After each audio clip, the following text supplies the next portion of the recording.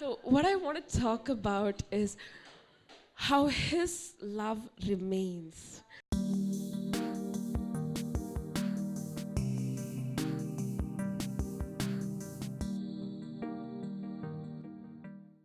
If you have the Bibles, you guys can turn to John 8, verse 7. So, this is the story of a prostitute whom the accusers had brought and put her on the street and started accusing her. The accusers said to Jesus, "Teacher, this woman has been caught in adultery in the very act. Now in the law, Moses commanded us to stone such women. What do you say?" They were saying this, testing him, so that they might have grounds for accusation. But when they persisted in asking him, he straightened up and said to them, "He who is without sin among you, let him be the first to throw a stone at her." When they heard it, they began to go out one by one, beginning with the older ones. So when I read this, I found it's a little funny. Because Pharisees and those people, they were the one who's like very, the pompous one, the pride one, who was self-righteous. And here we have Jesus saying, if any one of you is without sin, you can be the first one to throw a stone at her. And first of all, none of them believed that Jesus Christ is who he says he is. When he said, "He who is without sin among you, let him be the first to throw a stone at her." So immediately, when he released these words, it released love. Let me explain. Love. Love towards the prostitute and love towards the Pharisees and the Sadducees and the so-called accusers. The accusers, I just want to say, they were very pride and they were self-righteous. They believed that what they were doing is right. They never felt what they were doing, what they were doing wrong. Yet, when Christ said this, the elders, the older ones, were the first one to leave. And the older ones have been the one, could have been the ones who were longer in the self-righteous mindset than the newer ones. So immediately when Christ released words, it even touched the most stubborn hearts. It even pricked the minds and the hearts of the people that were too self-righteous to accept it. They were too proud to accept it. It was a matter of time that they were released from their self. And I find that this is love. This is love. See, only unless you die to yourself, you are released from yourself, then only can you live in freedom. And that requires you accepting so many things of your life. You accepting your failures, admitting your failures. You knowing that so many areas you have flaws and you need to work on it. It involves all of that. And moment when Jesus released these words, I believe it liberated some of the minds, because it would be their ego is hurt if they accept that they are wrong. That was the mindset of the people. But yet, in front of everyone, the older ones walked off, because it was the sign of accepting that what they did was wrong. See, love is the only key where you can penetrate even the most hardest and the roughest and the coldest hearts. So his love still remains. His love still remains. And the only response he had to the woman was, "And they which heard it, being convicted by their own conscience, went out one by one, beginning at the eldest, even unto the last. And Jesus was left alone, and the woman standing in the midst. And he said to the woman, I do not condemn you. For from now on, sin no more." See, he didn't make a big fuss like the accusers. It was just simple words. Sin no more, you're free. See, his love still remains. His love still remains.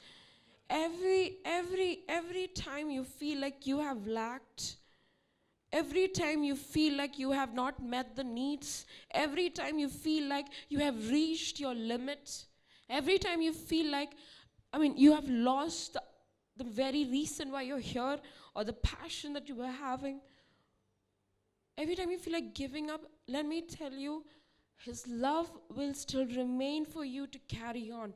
His love will still remain for you to move on. He will still remain. He will still remain in your lives even if you fail. He will still remain in your life even if throughout the week you could not find time to read or read or pray or just be in His presence or even remember God. He will still remain in your life because His love is constant. So this is one thing very, very strongly He was telling to me throughout. I'm like, okay, maybe I'm not seeing the healing manifest in my life because I do not have faith. Or maybe it's because I do not believe enough. Or maybe it's because I'm not trying hard enough. Or maybe it's because it's all my fault. So He's like, no. Even if you feel that way, my love is still constant in your life. My love will complete or recover everything that you have lost.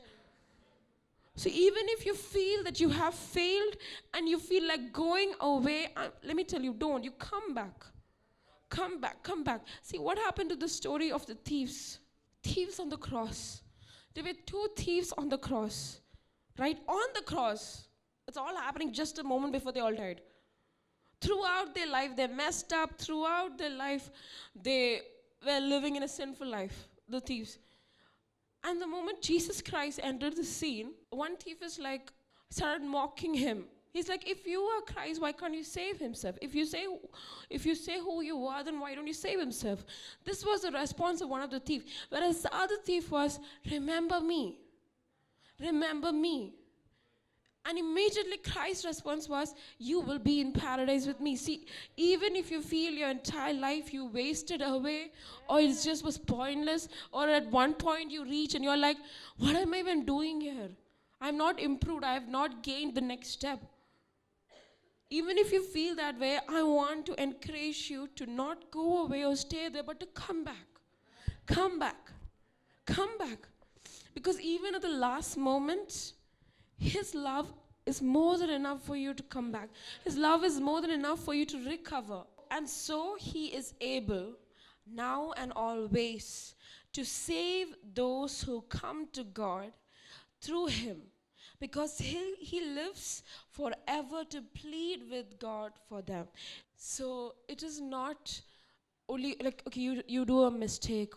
Today you do a mistake and you go ask for forgiveness or whatever you guys do, or you feel convicted and you feel miserable, and then you come back to God and then again you do it. And again, it keeps like it's like a cycle. So what Christ is saying, I always live to make intercession for you. I always live to plead for you. I always live to make intercession for you. See, it is not for a one-time thing. It's an everyday thing. It's an every moment thing.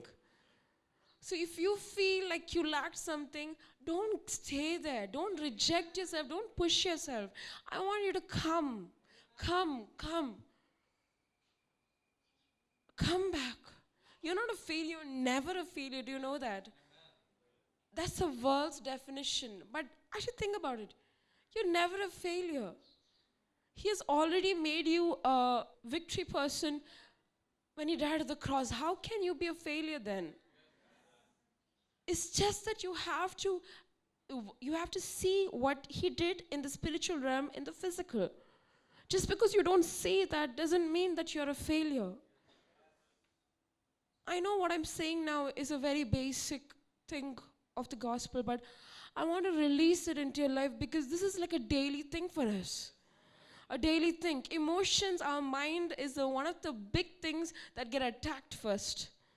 You know, one of the, and it's the identity that gets hit.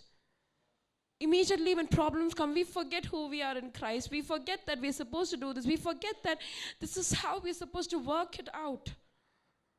Because your identity gets struck. Immediately you're like, where are you? I mean, where am I? What am I doing here? What's the use of my life? Oh, I'm so useless. And all that stuff. It's in everybody's life. And almost it's like every week, once at least, it's like a pattern. I'm just telling the reality. So I don't have a thundering message like Sophie preached last time or Pastor Stephen always does. But this is something that the Lord has been speaking to me, that my love will still remain. My love will still remain even through the valleys, even through the mountains, even through the ocean. I will still remain. The woman with the alabaster jar. I love those stories. Those two women with the alabaster jar. I love those stories. The prostitute with the alabaster jar. She came into the room. Everyone started criticizing her, looking down, and they were like, if he was a man of God, he would know who this woman is. Why would he allow her to touch him? But the immediate response of Christ was to this woman, go, your faith has made you well. She could have just gone and lived the same life. No, but she came to Christ. She came to Christ with her flaws, with all of her flaws. The Bible says that because she has been forgiven much,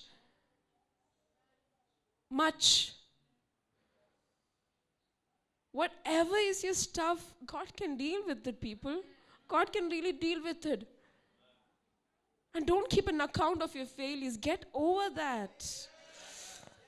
God was telling me, you have to die to yourself. Literally. When I say die to yourself, is dying to every emotion in your mind.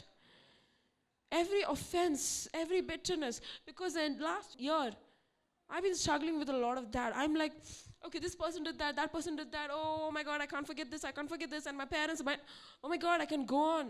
It's like a checklist. God is like, get over yourself. Get over those things. You have greater things to look ahead, man. So I want to encourage you with that. The story of Adam and Eve is very beautiful. I know they messed it up. That's just the whole reason the whole mankind was messed up. Even then, God was still in relationship with them. He never backed off. He never washed his hands off them because they committed the greatest sin of all, or whatever you say it is. He still took the liberty to clothe them, to provide for them. Because he was serious when he said to us that I will be a father to you. I will be the mother that you never had. I will be the relationship that you never had. I will be that love that you have missed out on. He was serious about it. And he meant to keep it for the rest of your life. Not like you 10 times fail and it goes. No, for the rest of your life, and every time you fail, tell yourself, his love is the thing that's going to be permanent.